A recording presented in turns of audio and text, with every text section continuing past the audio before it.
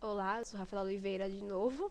E desculpa, né, no outro vídeo não deu nem para dar uma paradinha, porque sem querer eu mexi na webcam. Mas, enfim, né, vamos continuar. Fermentação lática, né, que é o que a gente estava falando. Então, a fermentação lática vai ser o que? Ela vai fazer uma reação em que ó, o ácido pirúvico vai é, passar por uma redução para o ácido lático, né? Então, o que acontece aí é que vai ocorrer a oxidação do NADH para o NAD. Então, além de eu produzir o ácido lático, eu vou conseguir fazer a oxidação do NADH para o NAD, certo? Sem precisar sintetizar ATP, tá? Então, vai ocorrer o processo normalmente até o ácido pirúvico, só que, para vocês, como eu havia dito, nós podemos até utilizar o NADH, voltar para o NAD, certo? Só que aí eu iria ter que utilizar, né, como eu havia dito, um elevado rendimento energético, né? Então, eu iria sintetizar ATP, não é isso? Então, para não ter que produzir, tem a forma mais simples que no caso da fermentação. Então, aí, como temos na imagem aqui, ó, temos o ácido pirúvico, e aí nós vamos transformar em ácido lático. Quando nós passamos por essa reação, o NADH, ele vai precisar do NADH. O NADH volta a ser o NAD, como vocês estão vendo aí. Tá vendo? Então, o ácido pirúvico utiliza o NADH, né, que volta a ser o NAD, e aí consegue formar, né, o ácido lático, certo? Aí, o que acontece? No nosso organismos, né, os nossos organismos aeróbios, eu vou até ler aqui, em certas circunstâncias também pode ocorrer fermentação lática, que foi o que eu disse, que é quando a gente está com muito exercício. É o caso do que se verifica nas células musculares, quando sujeitas a forte solicitação. Não é isso? Nessas circunstâncias, pode verificar-se momentaneamente um déficit de fornecimento de oxigênio. E o músculo passa a funcionar em anaerobiose, reoxidando o NADH através da redução do ácido pirúvico em ácido lático. Então, além de eu conseguir reoxidar o NADH, eu vou formar o ácido lático, certo?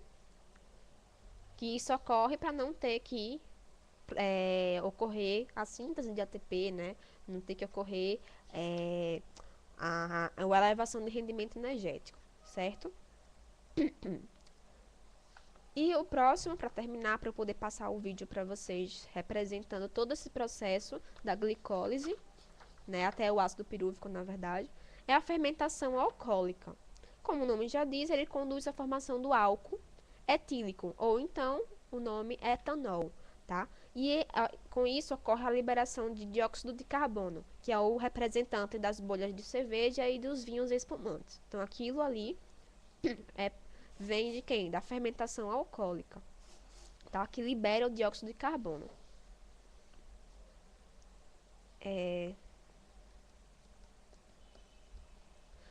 O processo praticamente é a mesma coisa, em que a gente vai pegar o ácido pirúvico, né?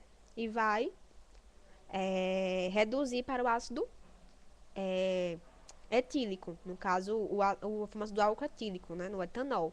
Então, esse processo vai ocorrer. Claro que o processo, o caminho é diferente, mas assim é praticamente a mesma coisa, né? Em que ambos vai possibilitar a reciclagem do NADH, do NAD, na verdade, porque ele tem um NADH, ele precisa do NAD novamente. Então ele vai reciclar o NADH. E assim permite que as reações de oxidações anaeróbias. Por que isso? Porque, na verdade, em relação aos seres vivos que não respiram aerobiamente, ele não precisa do NADH. E nós precisamos. Por isso que não faz nem diferença se nós vamos utilizar a fermentação ou não para poder voltar, para poder reciclar o NAD, certo? Para que o NADH volte a ser NAD. Mas para os seres vivos, né, que vivem e anaerobiamente, eles não utilizam NADH. Eles precisam do NAD. Por isso que tem que ocorrer nessa fermentação aí para que ele volte a ser quem ele era, né? Para que ele seja reciclado, sem precisar sintetizar ATP, né? Porque é até mais simples fermentar do que, né, ocorrer aquele processo, né? E aí ele vai permitir que as reações de oxidações anaeróbias eles ocorram, certo? Bom, eu vou mostrar aqui como ocorre o processo para terminar. Olha aqui, ó. Nós temos o ácido pirúvico. Ele, quando ocorre essa primeira, na verdade, reação, ele vai liberar o dióxido de carbono, que é, como eu falei, é o responsável, né, pelas bolhas pela espuma, né, da cerveja, na verdade, e em vinhos espumantes também, certo? Então, essa primeira etapa ocorre com a enzima descarboxilase, o piruvato descarboxilase, né, e que ele precisa do íon magnésio também. Tá? E aí, quando ocorre essa primeira etapa, ele vai formar o aldeído acético. Aqui, ó. O aldeído acético. Certo? Esse do meio aqui. Tá? Depois vai ocorrer a segunda etapa. Segunda parte, né? Que vai ser a parte mais importante, que é quando ele vai conseguir, né? Na verdade, ele vai conseguir recuperar o NAD a partir, né? Ai, eu tô muito gripada, velho. Desculpa. Tá? Ele vai recuperar o NAD através do NADH. No caso, ele vai oxidar o NADH, voltando a ser o NAD, certo? Então, aqui, ó, vai ocorrer através do álcool desoxidrogenase, que é a enzima, tá? Olha, tá vendo? Ele vai precisar do NAD. Cadê aqui? Ele vai precisar do NAD. E aí ele vai formar o NADH e vai formar o NAD, tá? Quando ele consegue recuperar, ele forma o etanol, certo? Que é esse aqui, certo? Pronto, ele é um processo de reciclagem. Além dele conseguir reciclar, ele vai conseguir formar um outro, né? O etanol, no caso, ou então o ácido lático, tá? Agora vocês me perguntam, você falou redutor, né? No caso eu falei redutor. Tipo, ele vai reduzir. O ácido pirúvico ele vai se reduzir ao ácido lático ou então ao etanol. Mas como assim reduzir? Reduzir? Não. É porque aqui, redução é ele progredir a mais para cima, entendeu? E oxidar, ele diminuir. Ele não era NAD, ele reduziu para o NADH.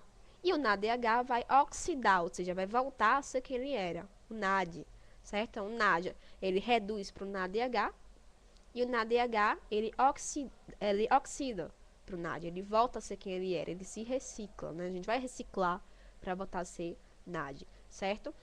Isso. E agente oxidante e agente redutor é quem, né? Por exemplo, o NAD.